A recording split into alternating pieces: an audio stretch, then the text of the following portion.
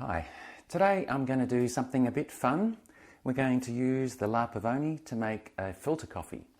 So, I don't know if you know, but recently Lance Hendrick dropped a video about Scott Rayo's technique called Filter 3.0. And in that, he uses a specially elongated filter basket to do this. But he's using a decent coffee machine, which is a high-tech fandangle machine. And I read his blog and he said, you can only do this technique on a very special machine, not ordinary espresso machines like the Decent. He also said the flare is a possibility, and I can't see why you couldn't do it on here, because we can have very low pressure on here, and that's what we need to do. So I'll show you the technique. Essentially what it involves is we have ground coffee that's not as fine as espresso, so I went 6 clicks coarser on my makeup grinder. Normally I do about 4 clicks coarser if I was doing an AeroPress, so it's a tiny bit coarser than AeroPress, but not as coarse as a normal filter coffee. We start off by heating up the machine, and we need to get some water for later because we'll be diluting it. So let's just get some hot water. A little bit more.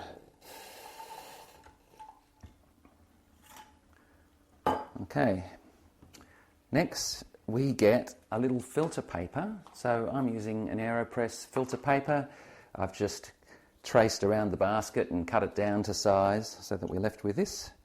We put filter paper in the bottom and we just damp it with a little bit of water.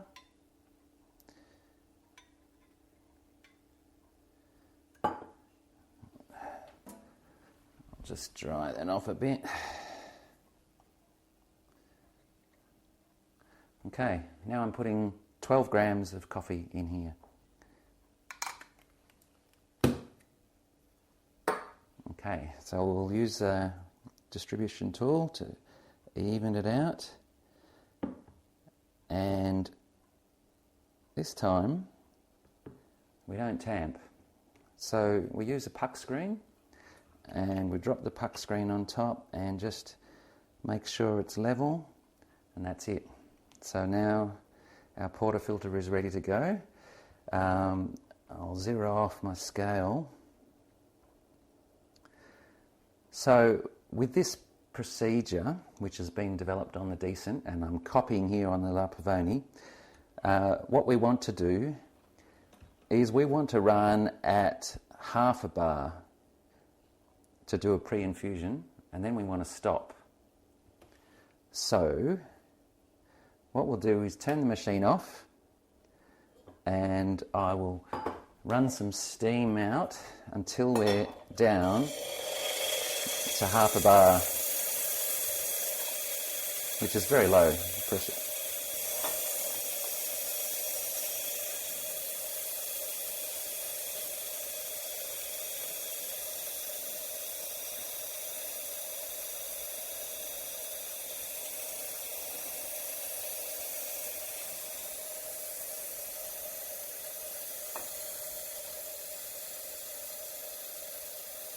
I love how these bubbles just fly up on the side when you do this.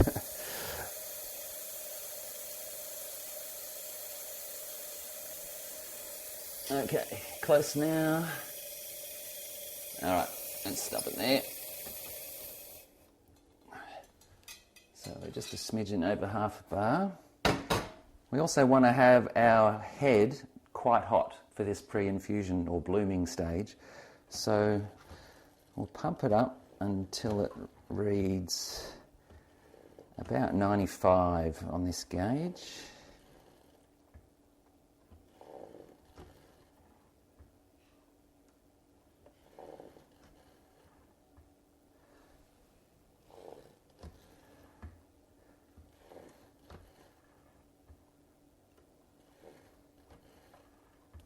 So in Scott's technique, he does a pre-infusion at 90 degrees, and then he does the percolation at 85 degrees.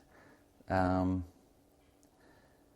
probably 95 is a bit hot. Let's go for 92 degrees on here. Now I've dropped below 0.5 degrees, so I'm just going to, 0.5 bar, so I'm just going to turn it on again for a second. So we're back. So now we're sitting at 92 degrees and 0.5 bar. So we'll zero off the scale. And what we're going to do here is very carefully, we want to lift this to get some pre-infusion, but as soon as we see the first drop, we want to stop pre-infusion. So what we'll do is we'll pull the lever down just enough to make it stop flowing. So it might be something you prepare earlier, is working out exactly where it stops. So here we go. Starting pre-infusion, and now we're stopping straight away. And now we're going to start our timer for 2 minutes, and we just hold it here at this point for 2 minutes. So this is the blooming stage for a filter coffee. It looks like we've got about 2 grams of espresso out at this stage, which is about what the decent recipe does, and temperature is slowly dropping.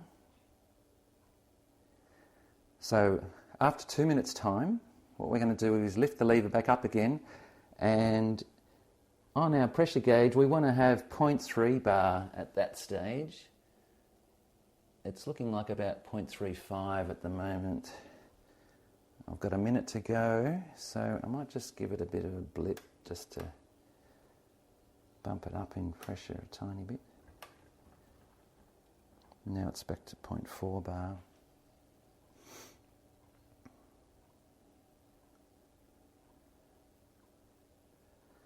Okay, 1 minute down, 1 minute to go. So you can do this bloom stage longer if you want to. This is just the standard recipe, which I think he calls filter 2.1 recipe, with the decent.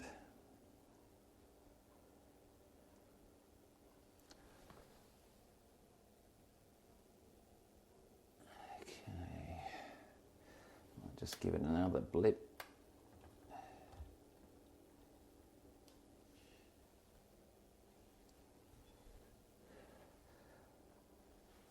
So it looks like about 0.35 bar. I've got 1 minute 40 seconds on my watch.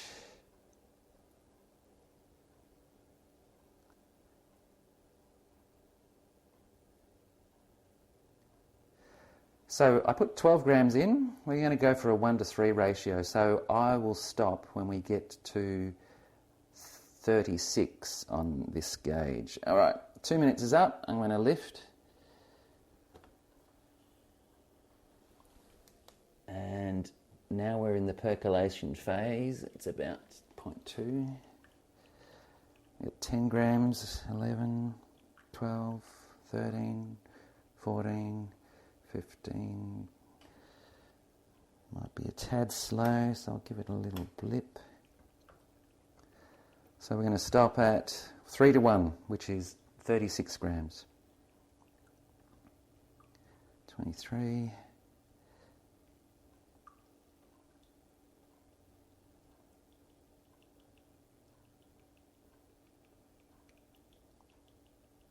Temperature gauge is reading 85 at the moment.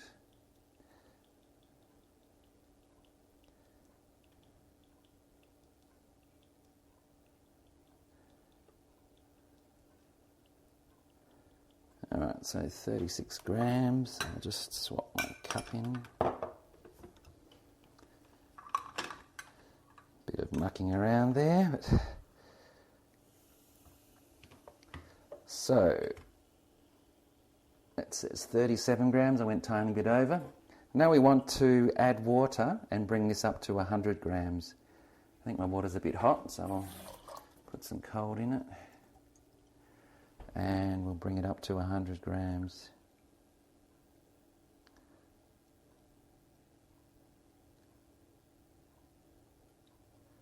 Which is there. So, this is our filter coffee. It's this is an Ethiopian yirgacheffe bean, so it's supposed to have very floral notes, which you don't really notice so much when you do it with espresso, normal espresso, because it's a little bit, the flavours are bigger and harsher and it doesn't have time for the subtle flavours to really develop. So that's the whole point of this, is to try and get more of those subtle flavours in the coffee.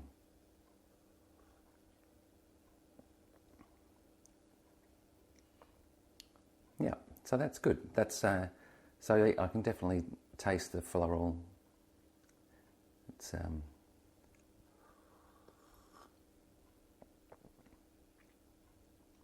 yeah, so that's not bitter in the slightest. It's quite sweet. It's like a frangipani sort of flavour to it coming through.